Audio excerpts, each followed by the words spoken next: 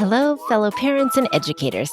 Thank you for joining me at Education Evolution, where we are disrupting the status quo in today's learning models. We talk about present-day education, what's broken, who's fixing it, and how. I'm Dr. Maureen O'Shaughnessy, your host and founder of Education Evolution and the Microschool Coalition, where we are fiercely committed to changing the narrative, to reimagining the education landscape and creating learning that serves all children and prepares them to thrive.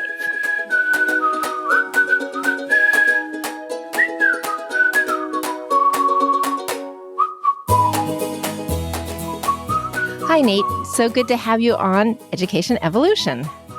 Yeah, good morning, Maureen. Happy to be here. Great. And listeners, today I'm chatting with Nate McClennen, Head of Innovation at Teton Science Schools in Jackson, Wyoming. I can't wait for Nate to share the impact of place-based education. Nate, let's start with a brief summary of place-based education and how this looks at the Teton Science Schools.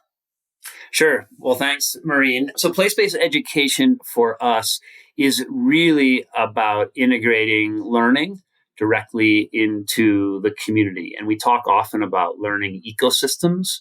So in traditional models of education, we've really restricted formal learning to the classroom walls and the school building. And what we define as place-based education is how do we really tap into the context, the local context, the local economy, the local culture, the local ecology, to allow students to build on prior knowledge and find relevance and meaning in the work that they're doing.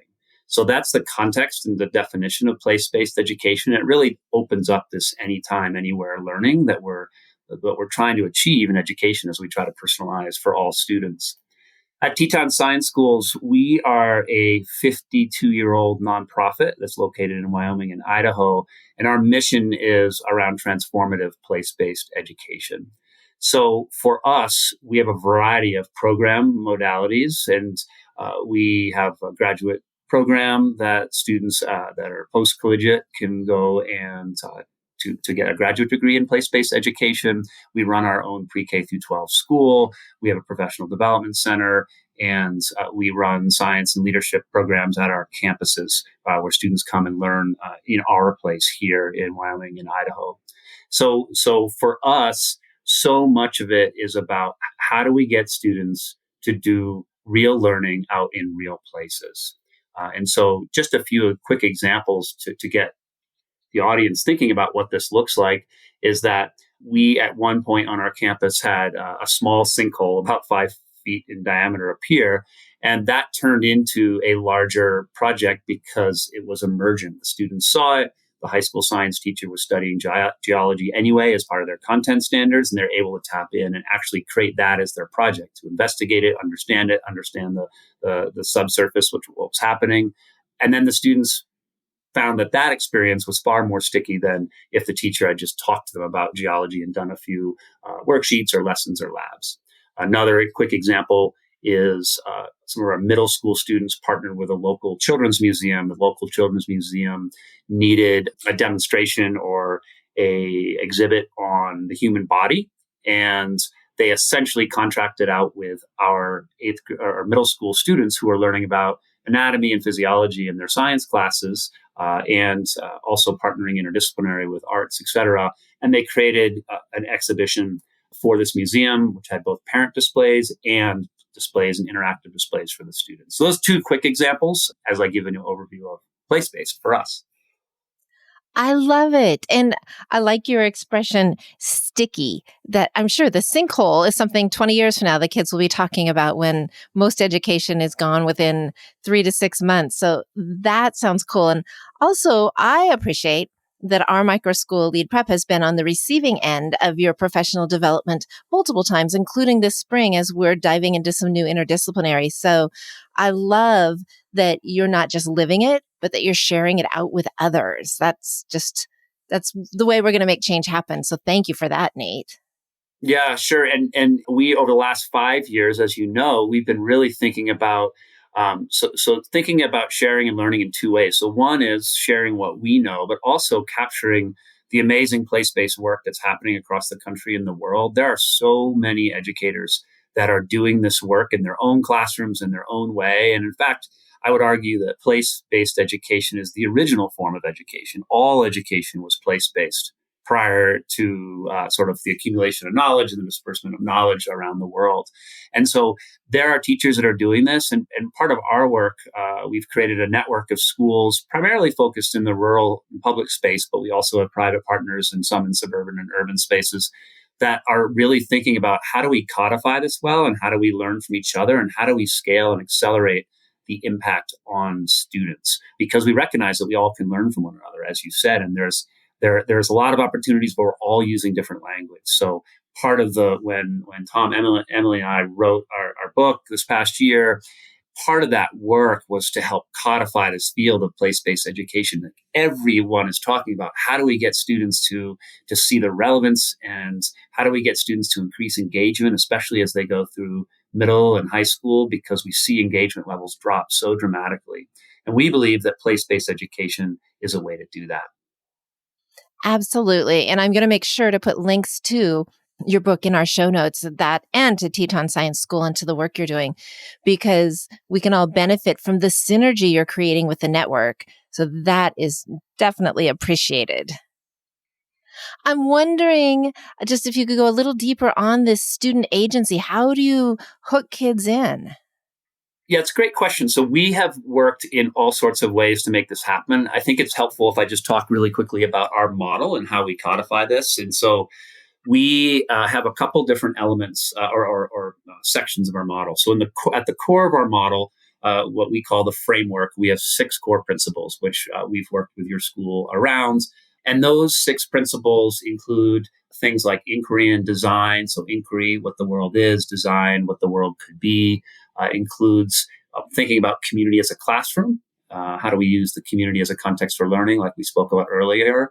And then also this principle of local to global, sometimes referred to as glocal, but this idea that how do we understand local to understand global? And sometimes it's vice versa as well, as they'll see a global piece or a regional or national news item or a phenomena, and that is connected back to the local. And then the last 2 principles are around interdisciplinary, the work that your school is embarking on at Lead Prep, is how do we help learning mirror the real world? The real world's interdisciplinary, as we know, but in learning, we tend to segregate it by different disciplines.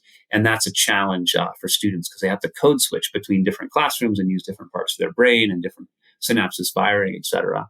And then finally, learner-centered, which ties into agency, is we believe that a deep shift needs to happen if place-based education is truly going to manifest itself in a way that makes sense and helps every student learn more and have more impact. Then we need to put the learner at the center. And so that means, how do we allow learner and student ideas to generate new projects? How do we help them, the context of their worlds, stimulate the learning that has to happen? So we recognize that most schools have to adhere to state standards. And what we argue is that how do you connect those state standards to student interests, context, and different cultural backgrounds, et cetera, so that the relevance increases. The students going to agency then feel like they have ownership over how those standards are mastered, or how they demonstrate evidence. And so this might look in our schools and the schools in the network as we're helping to grow this process, is that in, say, a science class or an interdisciplinary science and humanities class, or whatever it looks like in your school, you need to cover certain content areas and certain skill areas. And the first step you do is ask students, what do you want to do? What do you wonder about in your community? What do you see in your own lives? And that helps develop agency so that every student can see that they can make a difference in the world. I think primarily, if I think about the long-term goals for this, is I think about agency as one of them, is every student, no matter their backgrounds, no matter their race, no matter their demographic, whatever the case may be, every student believes and sees that they can make a difference in the world. And that's not true right now. So I think that's one outcome. I think the second outcome is around community, is that every student feels like they're a part of a community. One of the things we've realized in place-based education has been written about extensively over the last 20 years is this idea that everybody sees place differently. And you might have someone who believes that their place is the best place, meaning that they are totally supported because of the privilege that they have, because of the job that they have, because of whatever. And then someone else from a different perspective, a different background, different upbringing, et cetera, might perceive that place as totally different. And we're seeing that, of course, in the world right now. And so that ties into this third piece, in addition to agency and community, which is the third piece, is around equity, which is a theme in our book. And this idea of equity is that every student deserves to experience incredible learning. It's not just students that can afford extracurricular activities in the summer where they go have service learning experiences, but every student should experience that in their schooling, in their K-12 experience. That doesn't require extra finances, doesn't require someone to drive them somewhere, doesn't require extra time. And so when we think about those big themes, agency, every student feels like they can make a difference. Community, every student feels like they belong and are part of something larger than themselves. And then the third is around equity, is every student has access. So those are some of the aspirational goals that we think about a lot in place-based education. Wow, that is so impactful. And I think equity is on everybody's radar right now, as it needs to be. And community and agency, absolutely. So let me be a naysayer. We seem to think in our US culture that if a ninth grade student covers a ninth grade biology book, they've learned it and we can test them and we know they've learned. So how, if you give kids agency and if you're doing real world sinkhole experiments and stuff, how can you demonstrate, or how can the kids demonstrate without the textbook and the chapter at the end, that real learning is happening? Right. So a couple big things here that are I think you are super aware of. But I always think about the way that people think about what is the written curriculum, what's the taught curriculum, what's the learned curriculum, right? And we're pretty good in the U.S. across the world about the written curriculum. Whether or not the quality is high, unclear, but there is a written curriculum. We spend a lot of time on the taught curriculum, meaning what are teachers, how are they translating that written curriculum into something that the students hear or experience. And then I believe, pretend to know what the learned curriculum is by giving very standardized assessments or things that are about basic recall or specifically focused on content, et cetera. So I think we are doing a lot of thinking about what does assessment look like, especially in these more these place-based projects. We wrap around in our model. So if you remember those 6 principles we talked about in the beginning, around that, we wrap 4 different what we call elements. So project-based learning, personalized learning, character and leadership, which for us is a social emotional learning curriculum, and then competency-based assessment. And so we've really thought a lot about how does competency-based assessment allow for more authentic learning and authentic demonstration of learning, authentic evidence collection. And that might look very different from a traditional paper and pencil assessment at the end. And it allows students to truly understand what they were doing and demonstrating the outcomes that they needed to be demonstrated. So I'll give you another tangible example. In a school in Idaho that we worked with, an elementary group of students, they were learning about ecosystems and social structures. And they decided as part of their project, there was a local campground. And in that campground, a lot of the pedestals that indicated what site number was that existed, they're all falling down and rotten and just not in good shape. And so the students decided they were going to rebuild and beautify that system. And in doing so, they were going to actually add informational plaques along the way that talked about history and talked about ecology of this particular campground. And so their final projects were each student, in collaboration with 1 or 2 other students, had to create a visual display that was actually placed in the campground that talked about the history and the ecology of some aspect of that campground. They went and then installed those, and then they actually camped out at that campground. And this is a rural school that was able to access campgrounds. And so if you think about what is the learned curriculum there, so they will never forget the content that they had to go and actually saw that was visually displayed, but they actually also made something that other people will learn as well. So it became way more authentic, and go back to the word from the beginning, way more sticky than if they were just had to report on what is an ecosystem and how do food chains work and all those traditional things that students learn. And I want to be really clear that it's not to say that great place-based projects, great project-based learning, that requires really, really strong background content and background skills. So just because you have a really engaging project that the students like doesn't mean that they automatically learn. You have to make sure that they have the strong content to back it up. So there is sometimes more traditional ways to work on that content and develop those skills, which they then can apply in their place-based projects that are emergent and based on their interests and their sort of their passions, their connections, etc. So I think authentic assessment is really important for us. I think the world is rethinking assessment when we realize that it's really hard to assess the quality of a student's understanding simply by a set of numbers on an English language arts or a math standardized assessment. And I'm very curious after this COVID spring that we've had where no standardized tests were given across the country.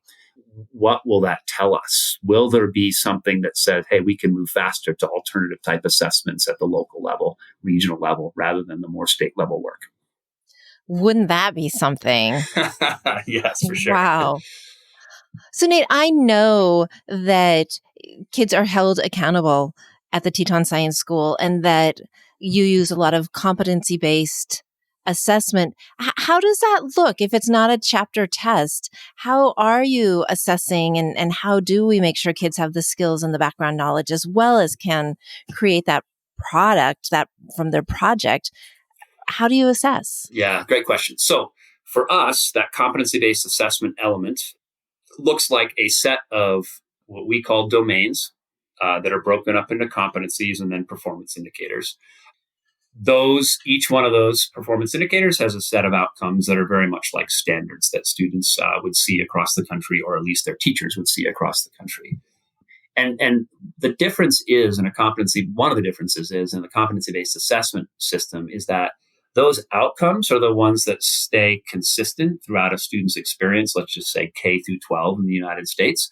And if you can imagine, it's a runway of content that the students need to understand, it's a runway of skills that they need to be able to show, and it's a runway of dispositions. We include dispositions as just as important. That might be the character work that they're thinking about. And so all students have the same high expectations for those as they reach benchmarks in, say, fifth grade or eighth grade or 12th grade, et cetera, if you're grade constrained. And what changes and what's variable based on the school and based on the individual student, if you're more in the personalized learning world like we are, and the place. So all those contexts can change the learning experience itself. So we have high accountability for the students submitting evidence against those outcomes. And the teachers are helping to facilitate that, and the students are helping to generate great learning experiences around that. And what we're doing is we're watching to see students to show that they are demonstrating proficiency on a set of outcomes that make up a larger competency that are collected into these larger domains. So we can see progress along a set of competencies across a multi-year learning experience, which has been really effective for us and really, really difficult. If we think about the hardest part of our place-based education model, the learning model that we've put out there for our network of schools and our own school, I think competency-based has been the trickiest because you're fighting against a paradigm of what has been traditionally thought of as traditional assessment, meaning you give quizzes, you give exams, they each have different weights, and then you average them together to get some single number. So our report cards actually, while we parallel single numbers and letter grades in the older students just for the time being, they can see what percent of the outcomes they've shown proficiency on for any given competency.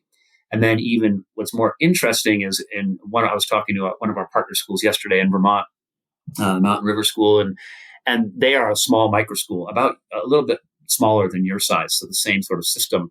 And they are really seeing students able to articulate which domain and which competency and which proficiency performance indicator they would like to cover based on the content that they are interested in. So it's truly emergent. They're saying, we want to study this, and we know which ones to link in in terms of outcomes and competencies and domains, because we know what we've done before. So they start to take ownership of filling the gaps of the content, the skills, and the dispositions that have not been filled in prior projects and prior learning experiences, et cetera.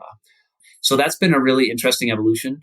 And I would say also that most of our schools, including our own, still have a strong English language arts strand and a strong math strand. We don't integrate all those things into the projects at this point. And I think philosophically, personally, I believe that there's still skill building that needs to happen. Communication, sort of literacy in math and literacy in the English language. And for us, we have literacy in the Spanish language as well in our school. And so that those two are also connected to these long runways of content, skills, and dispositions along the way. So every learner experience counts. Some are more emergent and some are more skill building, say in ELA. That's amazing. And with that multi-year perspective, kids really getting trained up so that they can actually say, with this project, here's what I want to be working on. Mm.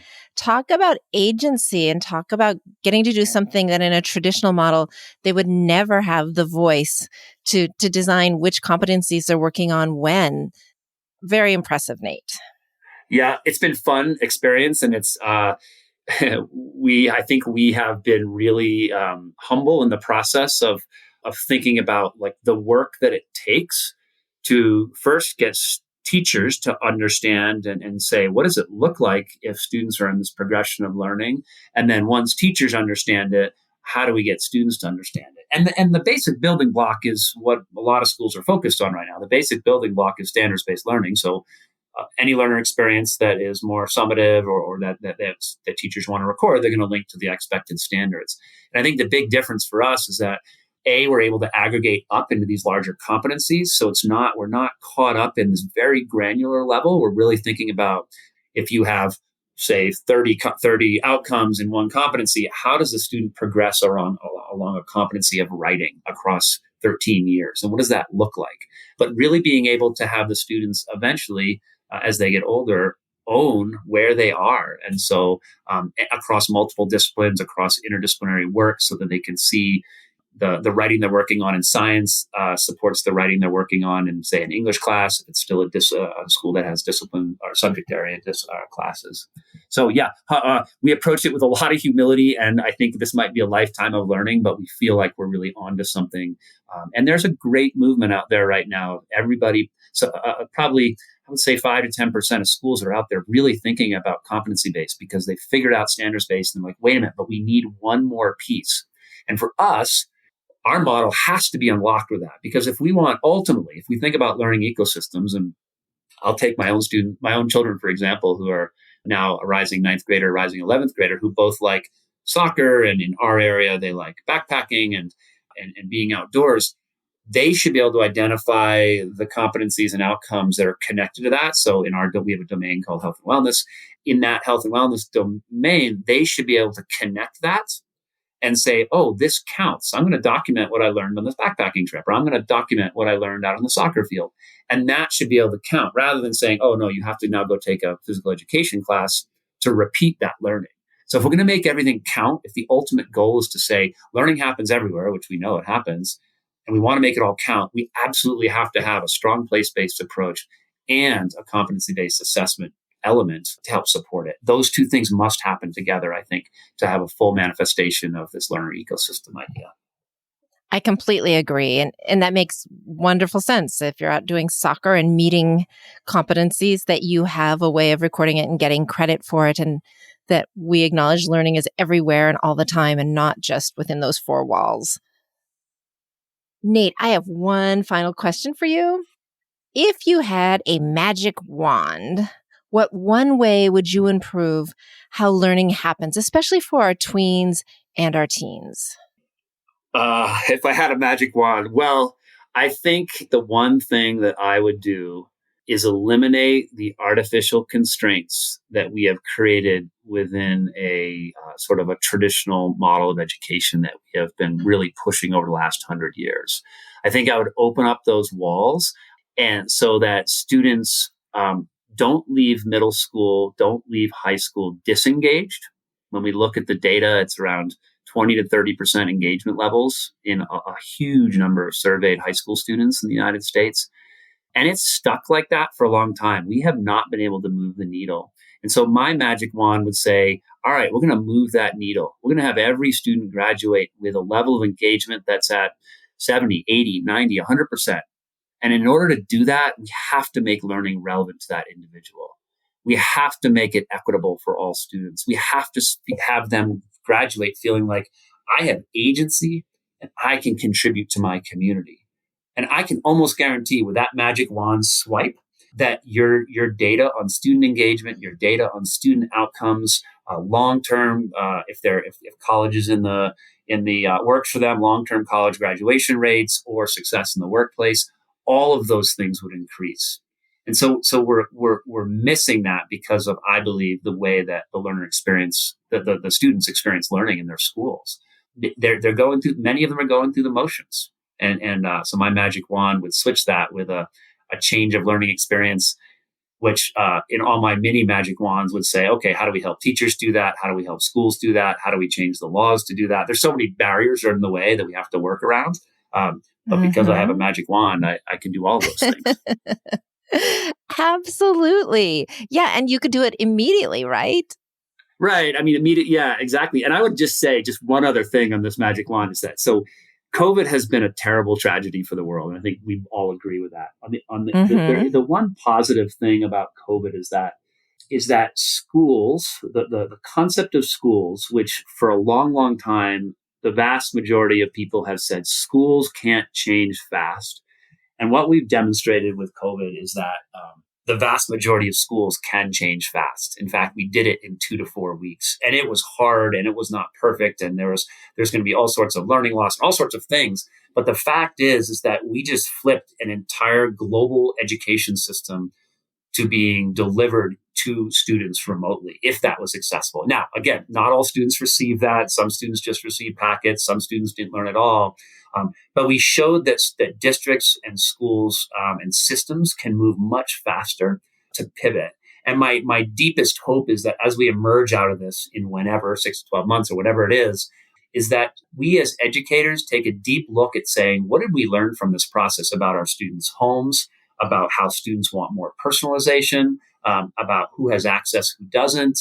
What do we learn from that to pivot and help perhaps make some of that magic, as in our worlds, you and I think about the school redesign, creating schools that are good for all students, that engage all students, and that allow all students to make a difference with the requisite knowledge, skills, and dispositions that they need. So.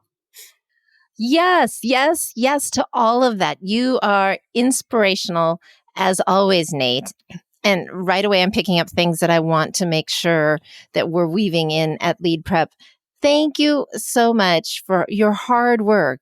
It's obvious that you're the head of innovation. You have all this creativity, and then you have the wherewithal to make it happen and the persistence. So thank you for sharing with our audience today, Nate. Yeah, well, thank you, Maureen, and I'm just grateful for all the people that work with me and in partnership with me, including you all at Lead Prep. And there are a lot of great educators out there that want to make things happen in different ways. And you are part of that world at Lead Prep, and our world at Teton Science Schools is part of that, along with many, many others across the world. So just encouraging everybody who's listening to keep digging, keep asking hard questions, and keep finding the right partners to do the good work that needs to be done to help all students learn. Absolutely. Thanks, Nate. All right. Take care. Thanks so much.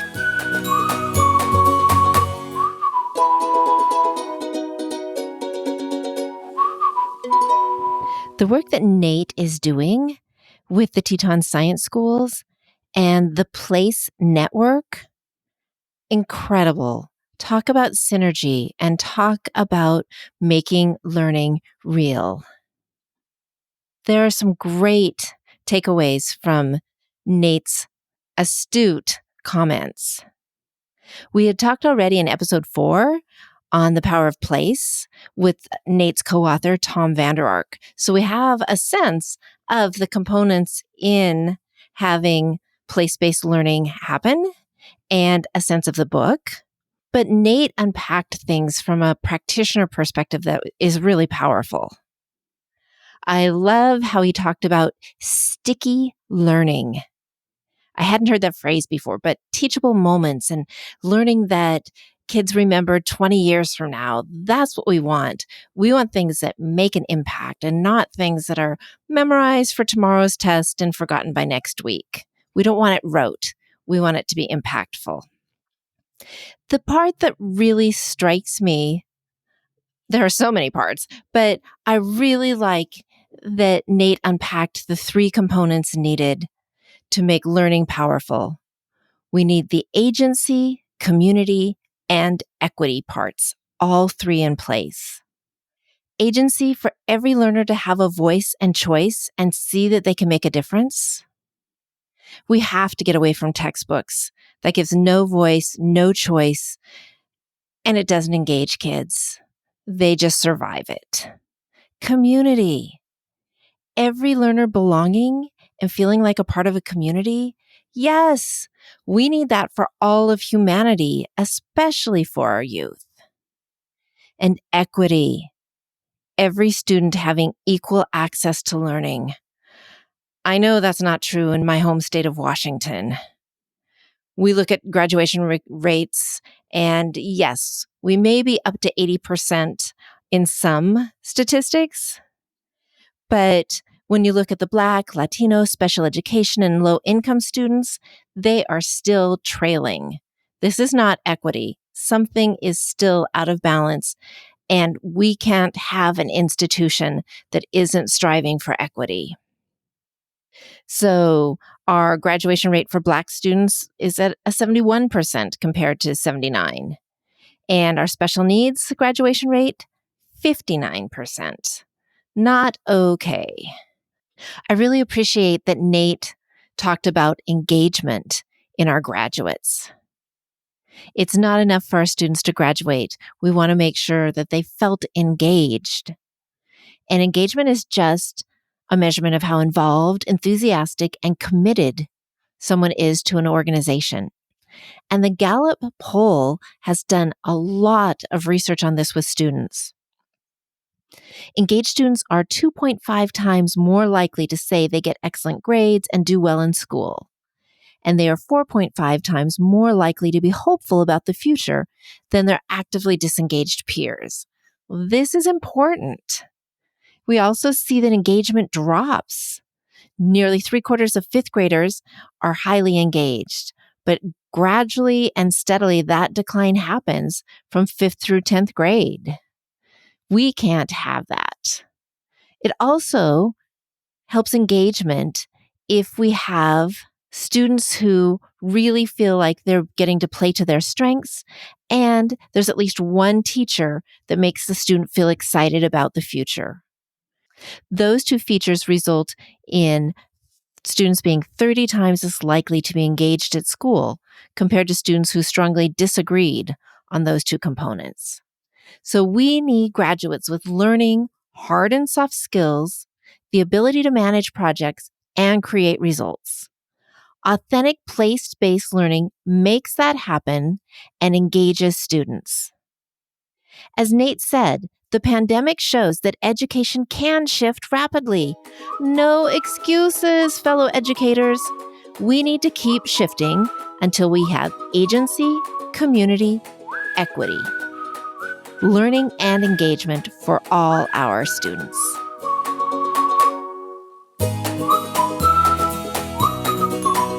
I know how challenging it is to make changes inside your own school or community. I've spent years working with schools around the world on creating learner-centered programs, and it always struck me how much schools were able to get done with the right tools and guidance. If you're ready to make changes like this in your own school, let's talk and put together an action plan.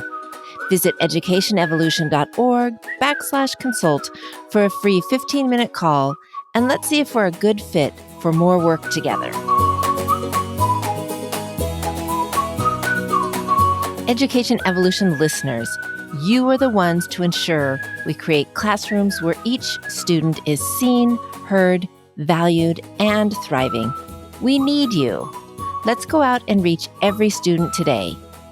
Leaving a rating and review for this podcast lets others know that you find it of value and gets it in the earbuds of more educational leaders like you. Thank you for listening. Signing off, I am Maureen O'Shaughnessy, your partner in boldly reimagining education.